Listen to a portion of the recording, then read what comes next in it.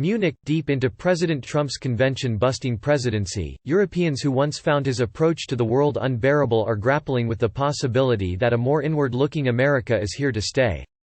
A year after former Vice President Joe Biden told Europe's gloomy foreign policy elite that America would bestride the globe just as soon as Democrats take back the White House, that audience is now bracing for 4 more years of Trump. Even should the president lose, many here watching the Democratic primaries see Senator Bernie Sanders (IVT) topping the field and say that Washington's old embrace of free trade and a muscle-popping military may be a thing of the past. The Americans say, "We are not the sheriff to provide security in your neighborhood," French President Emmanuel Macron told attendees of the annual Munich Security Conference, a Davos of the global security elite. He prodded his fellow Europeans to do everything they could to free themselves from dependence on Washington. A year ago, Biden pushed policymakers to hold tight. Given a choice, many Europeans would embrace him over his Democratic opponents, simply because he would be a predictable president on foreign policy after years of Trump's tweet-lashing. But U.S. political news is just as easy to read on the eastern side of the Atlantic, and they have watched the former vice president's struggling candidacy with concern. They're all doing invocations. They're all praying for Biden. They're all of the hope that this is a parenthesis, and then we get back to normal, a senior NATO diplomat said in an interview at the 3-day conference that ended Sunday. The diplomat spoke on the condition of anonymity to talk about the private chatter at the NATO canteen.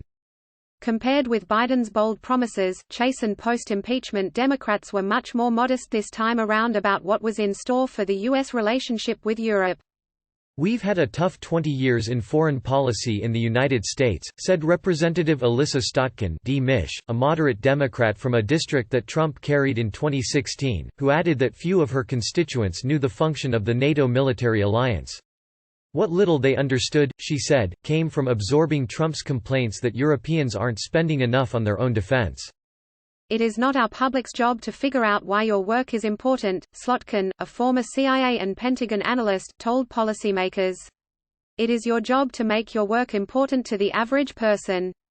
The Atlantic divide, U.S. boasting, European unease.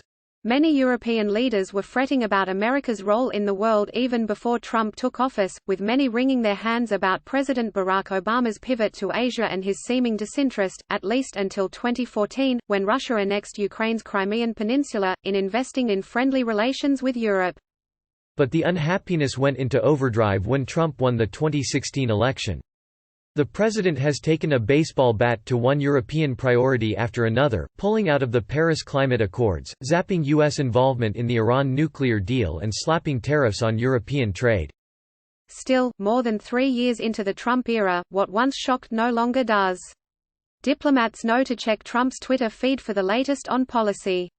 They admit, with some chagrin, that they will stay silent about behavior they would condemn by the leader of a developing country, such as pushing the courts to go after political opponents. The one part of Europe that might be happy with Trump is in the East, where right-wing leaders in Poland and Hungary have taken heart from Trump's tacit support as they consolidated control over the courts and their opposition. Separately, countries on NATO's front line with Russia appreciate the growth in U.S. military spending on Europe during the Trump era, despite the president's grumbling about the alliance overall. Of course there are some countries and leaders that say another Trump administration could be a problem, said Polish Foreign Minister Jacek Czaputowicz. "We don't see a problem." Another senior European diplomat said, "I wouldn't say that we would all be cheering a Democratic victory. It depends on the Democrat." The diplomat, who cited nervousness about Sanders's attitudes toward the U.S. military presence in Europe, spoke on the condition of anonymity to avoid being seen as meddling in U.S. domestic politics. How Bernie Sanders would upend U.S. global role. In Western Europe, though, many policymakers fear that in a second term, the final guardrails on Trump, for example, a bipartisan push by Congress to keep Trump inside NATO, could fall away. A Trump re-election would present serious challenges for Europe, said Norbert Röttgen, a center-right Christian Democrat and the chairman of the German Parliament's Committee on Foreign Affairs. Given that it will be an unconstrained Donald Trump, we would quite likely see not just more of the same, but also an intensification. And for those who have tried to console themselves that Trump's Electoral College victory was a one-time fluke, a re-election would affirm that Americans saw everything Trump had to offer and chose it all again. It would be qualitatively different. "It would change European perceptions of America, of American democracy," said a senior European official, who spoke on the condition of anonymity for fear Trump would take aim at the country of any policymaker who spoke against him. Most European policymakers say they prefer any Democrat to another 4 years of Trump. But some say Sanders's success is a signal that American voters have taken a clear turn inward. "There's little illusion that with any Democratic president, we'd go back to previous times," said Daniela Schwarzer, the director of the German Council on Foreign Relations. Sanders, unlike other front-running Democrats, appears to hold foreign policy views that could lead to a bigger divergence from Democratic Party orthodoxy in recent years. As mayor of Burlington, Vermont, he promoted an anti-interventionist foreign policy. He opposed the Eastern European expansion of NATO in the 1990s, saying that it was needlessly provocative to Russia. He advocates a speedy withdrawal from the Middle East and Afghanistan, saying that the United States has no business waging endless, expensive wars there. He supports sanctions against the Kremlin for its actions in Ukraine but says he wants to dramatically slash military spending. In Munich, one Sanders surrogate said that a Sanders foreign policy would dispense with the notion of the West that tends to be the focus of European policymakers when they talk about their alliance with Washington. Bernie Sanders would, in the beginning, take a view of America as a multiracial, multicultural democracy, said Representative R. O. Khanna D. Caliph, a Sanders national campaign co-chair. Unlike Trump, and unlike Obama, Biden and other more centrist Democrats, Sanders is not going to push countries to be increasing defense spending, Khanna said.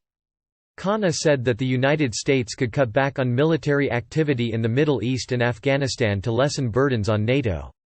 "We would say that we want the Europeans to pay their fair share of the cost of troops in Europe to defend against invasion or attacks on the European continent," Khanna said.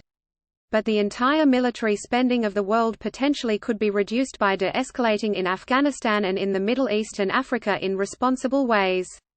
He said although NATO has to have some deterrence in terms of Russia, there was still room to prioritize diplomacy as a way of managing relations with the Kremlin rather than military might.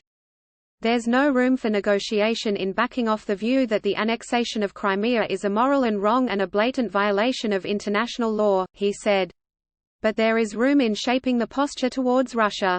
But even centrist Democrats played down the likelihood of a radical shift in U.S. foreign policy under a Sanders presidency.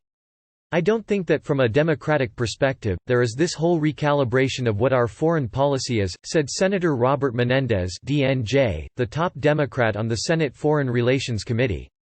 "I think it's still rooted in the very same core essence of democracy, human rights, rule of law, international organizations, and working for nuclear nonproliferation." And he said that Congress would temper any big changes. "At the end of the day, you still need congressional approval for many of these things," Menendez said. Some Europeans, cautioning calm, point out that Sanders's policies align with those of most social democratic parties in Europe, not radical, but rather the European centre-left. "From a European perspective, Sanders is definitely not far left," said Rotkin. "We could welcome him as a member," he joked. Today's coverage from Post correspondents around the world. Like Washington Post World on Facebook and stay updated on foreign news.